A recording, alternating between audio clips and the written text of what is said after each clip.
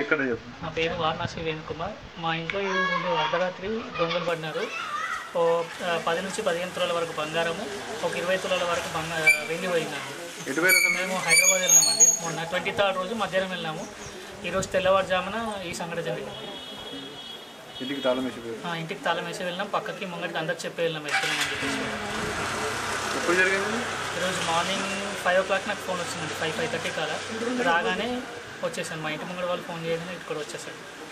5 తులాలు దొరికినట్టు? 5 తులాలు దొరికింది. అంటే 5 అని కాదు, ఎక్స్పెక్ట్ 3, 4 to అంతే అనుకోండి. క్యాలిక్యులేషన్ చేసి చెప్తాం సార్.